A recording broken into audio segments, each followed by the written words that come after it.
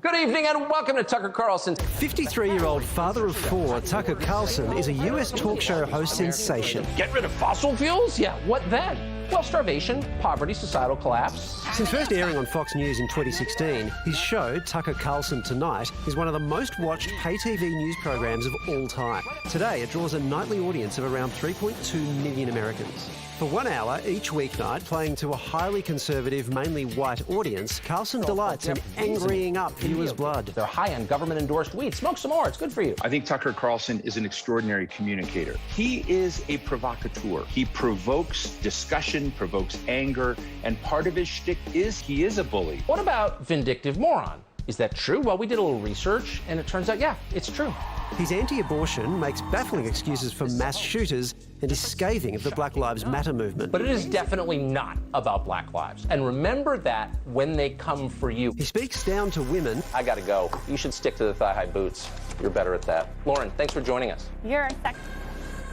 And he's fiercely critical of America's immigration policies, this comment losing him advertisers. We have a moral obligation to admit the world's poor, they tell us, even if it makes our own country poorer and dirtier and more divided. He's also totes into a theory of a great replacement, claiming Democrats are importing immigrants en masse to eventually outnumber white voters at the polls and usurp their way of life. It's a war, with one side trying to erase all remnants of its opponent, in this case, Western civilization. Tucker Carlson has become a mainstream voice for the frustrated, demeaned, angry, conservative American. Carlson has fans in numerous white supremacy groups who boast that he often mimics their talking points. White nationalism. Let's be literal for a minute.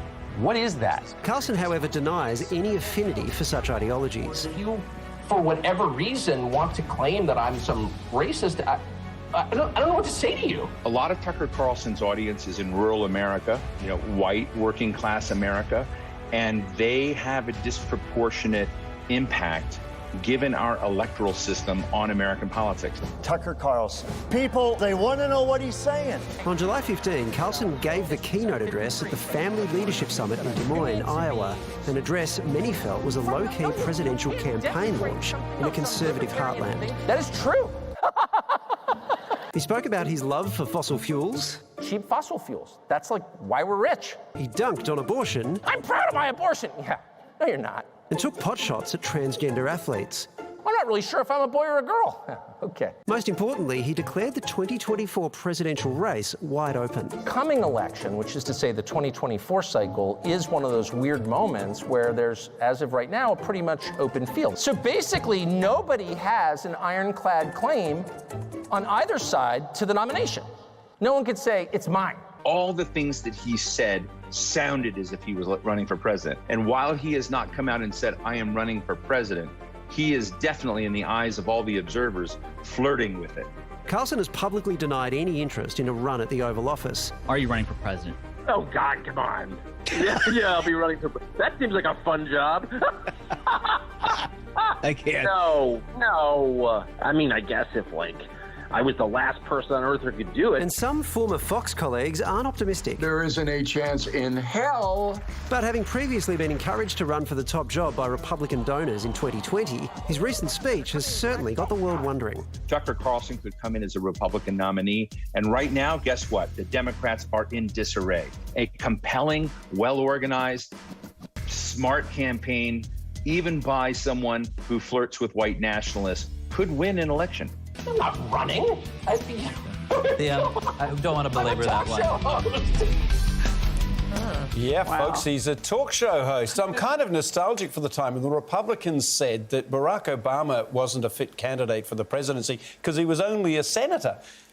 This guy sits there and barks at the television to an audience that is a large audience that's sitting out, as he says, in rural America, watching all this stuff, and his claim to fame is that he's a bully and a provocateur. Because what America really needs right now is not someone to pull it all together and kind of make sense of the great American dream again, but someone who can sort of throw grenades around and blow it apart. But don't you think that Trump softened the ground for somebody like Tucker Carlson? Totally. And it sounds like, he's saying that no one has the right to that nomination. That's a blow at Trump. That's a total blow at Trump. And somehow, somebody who flirts with white nationalist supporters Doesn't sound like a huge leap in America at the moment. But you would have thought that the softening of the ground, you would have hoped that the Trump era had given people an understanding that having no understanding of politics and coming in as a reality star is not the best way to bring the country together and run a government. But this says, oh no, people are fine to go back to that potentially if there's any appetite for him as a candidate or potentially the president. Like, that's what really concerns me. We didn't learn anything from that Trump time. Nothing at all. There's a lot of people who miss Trump. Oh, God, no, how? Did you see him with his little dumb dance?